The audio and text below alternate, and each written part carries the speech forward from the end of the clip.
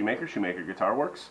So I'm back here with the Harmony Supertone, and one of the things I want to do is there's some spots along here where I kind of had to scrape it a little bit because the fretboard is shrunk and it was just a hair narrower than the neck, and so I lined it up perfectly on this side and all the way up to here, but up in here it shrunk a little bit where it was cracked all the way down. So anyway, I scraped that and leveled it out. So what I'm going to do, and I'm going to do this in several spots on the guitar actually to try and cover up some of the bumps and bruises that it's had over the years. I try and do this with every guitar. But this here is some aniline dye that I've gotten mixed up, and I'm just going to take it and kind of paint it into that area.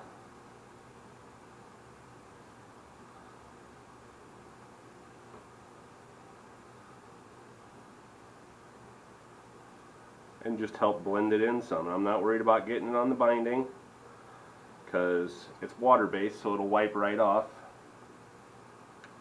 This is Keta dyes. They're based out of Wisconsin, and I use them pretty much exclusively here at Shoemaker Guitar Works. I can use them to dye my lacquer. I can use them to dye the poly paint. It works just for dye, for like dyeing bodies. It's great stuff. So check them out on Facebook, online, anywhere. Just look up Keta Dyes, Kedadyes. I believe it's www.ketadyes.com, and I'm not sponsored by them, but I love their product, and he's been very good to me over the years. And so I like to show some support. So I'm doing this, and I'm going to do the boiled linseed oil to the whole guitar this afternoon. And so it will be ready to restring within a few hours, and this might take a couple coats here. So I'll let that sit for a minute. I'm going to flip it over. And there's not much here on this side, but I still want to be able to do it.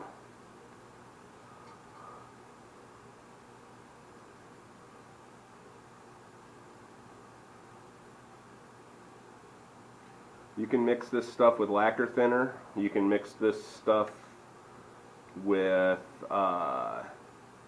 water. You can mix it with denatured alcohol. I typically like to use denatured alcohol, but since this guitar is done in lacquer, that denatured alcohol or the lacquer thinner would melt that, and I don't want that. I'm just trying to do a little blend in.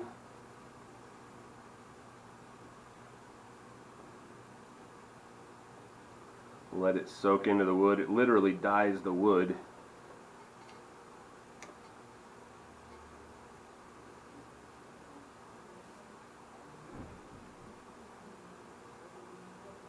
But it works really good. And it's not, of course, going to be perfect. I mean, this is a 90-year-old guitar, so I'm not going for perfect.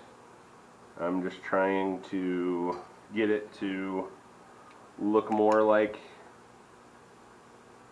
it should. Some of these are just general wear marks from being played over the years. There's a big scratch right here I'm going to go over.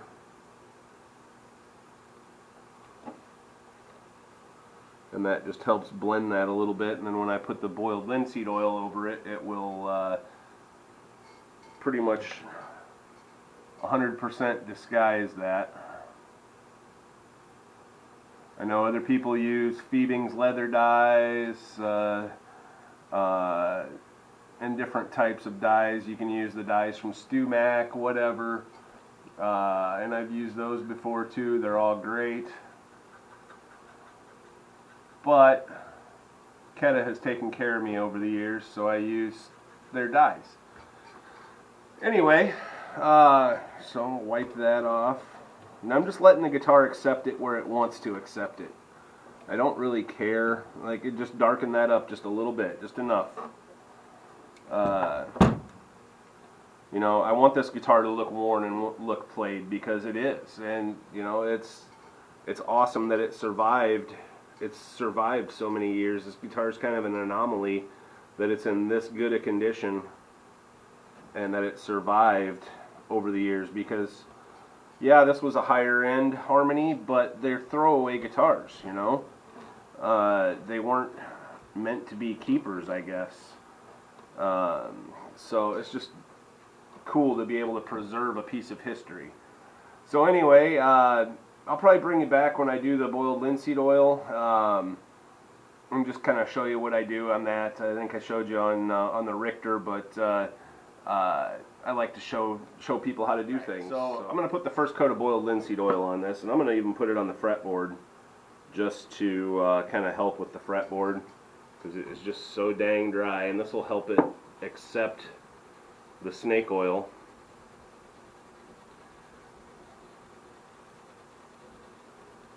I'm also going to do a polish to these frets, make them nice and shiny again. They're brass.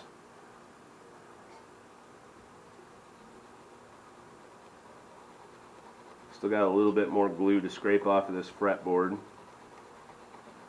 but now that it's attached, I want to start moisturizing it, because when this goes back to the customer, I don't want any problems with the fretboard again. Excuse me for wiping my nose.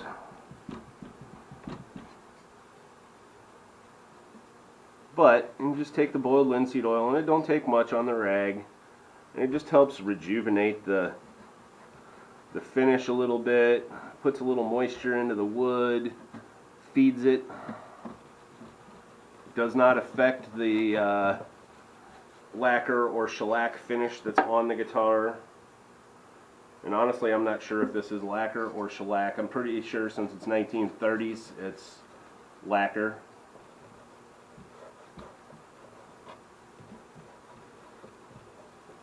But you never know. Get that underneath of there.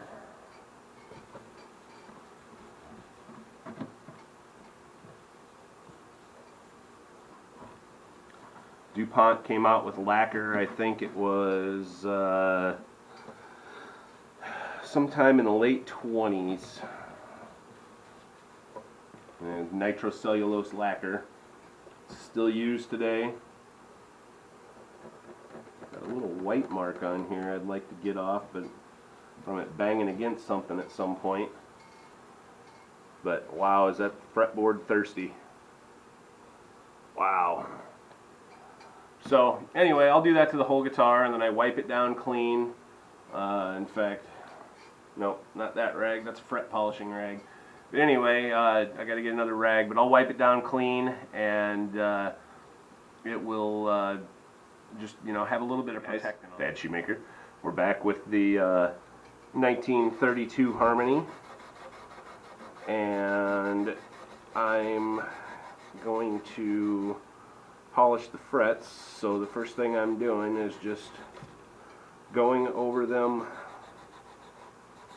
with this 3000 grit 3M Trizac. This is just a piece that I have laying around. It's not much more than foam, honestly. It's got a little tiny bit of grit to it, but it works kind of like a fret eraser to clean the stuff up. Don't take much.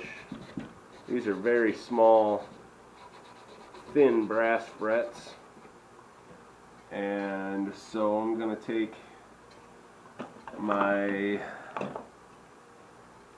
semi-chrome polish.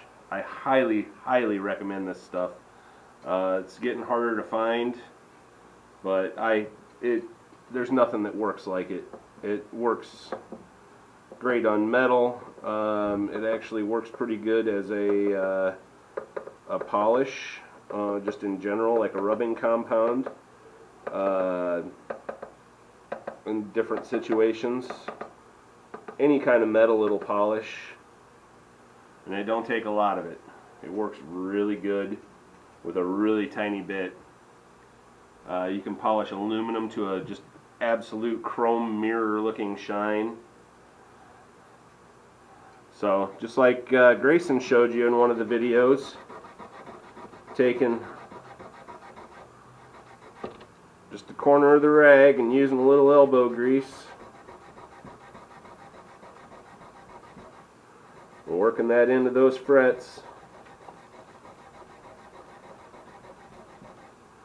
And I'm not really going for a mirror shine here. I just want this 90-year-old brass to look a little better. I honestly would like to replace the frets on this guitar, but that will take away from the originality of it, and I don't want to do that because I know I can make it play good with these small frets, so we don't need to change that.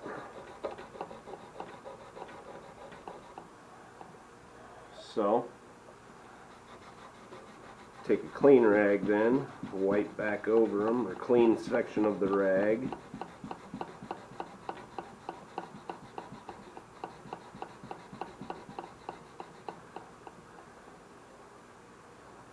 And again, another little clean section.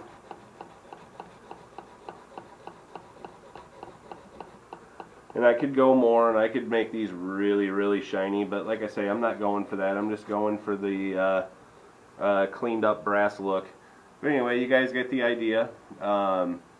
This is all part of the puzzle of this guitar and putting it back together as to how it's supposed to be.